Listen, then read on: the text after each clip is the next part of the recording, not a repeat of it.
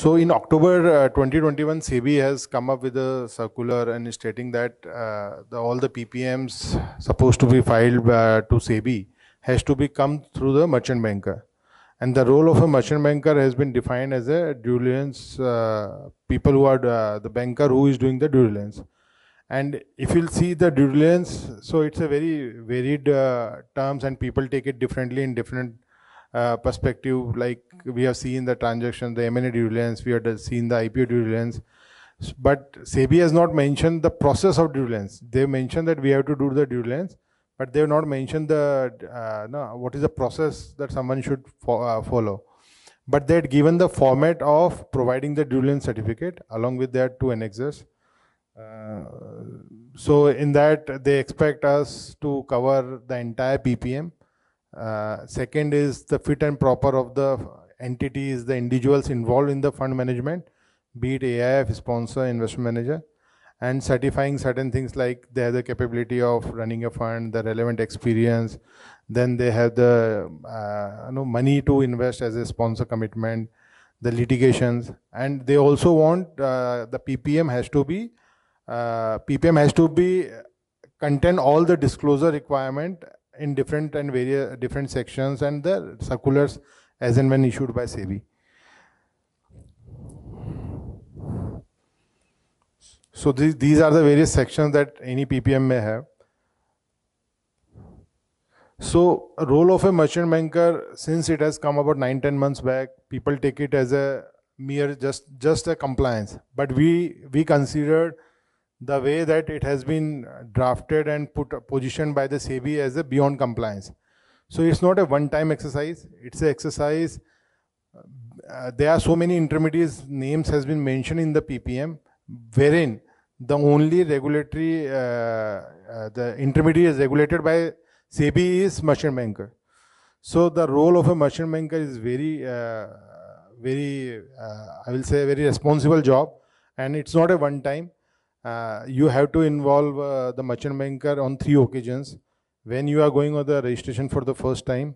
Second, if you are filing a new scheme under the existing registration. And third, annual compliance. So these are the 3 occasions on which you have to have a merchant banker due diligence certificate.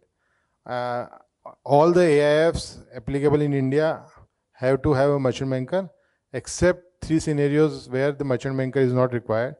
One is the funds who are set up at the GIFT City, because the regulatory is different. Second, large value fund with accredited investors. And third is angel investors. Apart from that, all the categories, whether it 1, 2, 3, real estate, equity, debt, all of them, the leverage, F&O strategy, all of them have to have a merchant banker in place. The objective of the of putting a merchant banker is, see, there is no categorically they have mentioned what is the objective and what they expect, but what we understood with the interaction with the SEBI officials, regulatory, and the document that we have seen and the experience that we have. So the idea is about the transparent disclosure of all the information in the PPM, because that is the first docket that you give to the investors before coming to the fund. And they also want to maintain that you are the fit and proper. So merchant banker has to certify that, yeah, the person who are involved are the fit and proper. So that when investors are coming, they are sure what are the things has to be seen in the PPM and is covered and seen by the merchant banker other than the regulatory. And the benefit of having a merchant banker that we have seen, the approvals are coming very faster. Now SEBI have the uploading the processing status also on their website, and they are so we have seen in almost 5-6 funds that we filed in last month.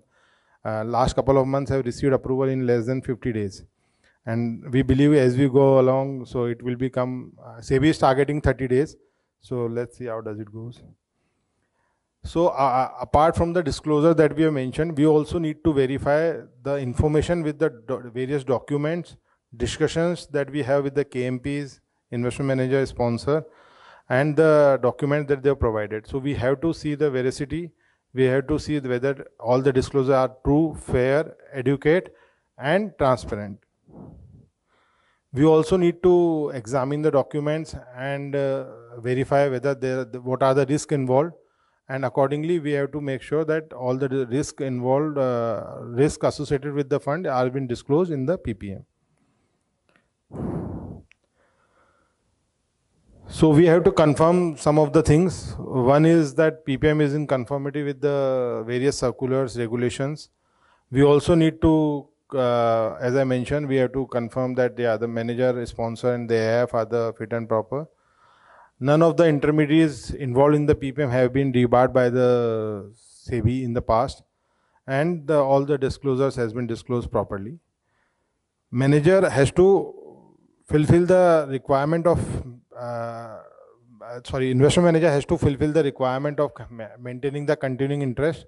So we also need to make sure that they have the capability of meeting this criteria also.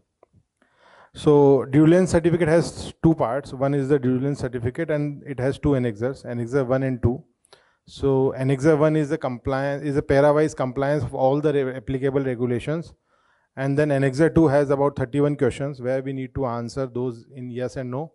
And we also need to provide the relevant page numbers.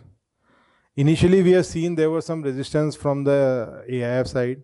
But now, as we are moving, we have seen that now the AIFs are willing to share the information, disclosing all the things, so that we can take a true and fair view.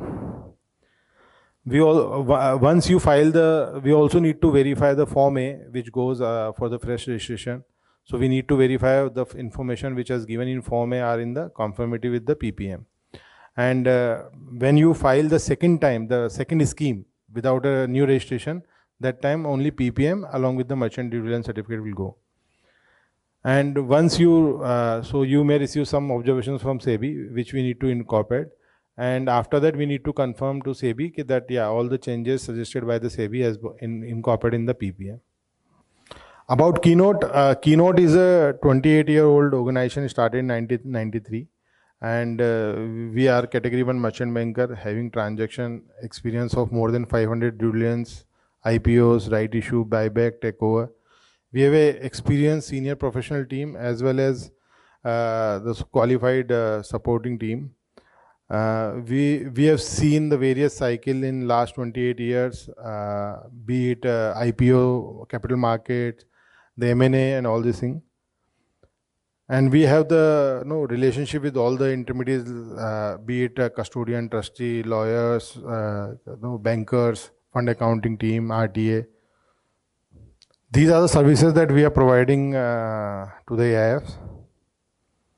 So basically, we can help the AIF as an entire value chain of the life cycle of the fund, starting from the due diligence certificate, then valuations for Cat 1 and 2. You need to have a half-yearly valuations, then the P deals, then the M&A, then the IPO. So we can help the entire fund value chain of entire life cycle of the fund. These are some of our MCs that we are working with. So we have done category 1, 2, 3, real estate funds, venture debt funds, the leverage one, then the equity long only fund. And there are a lot of family offices who are setting the AIFs, we are helping them.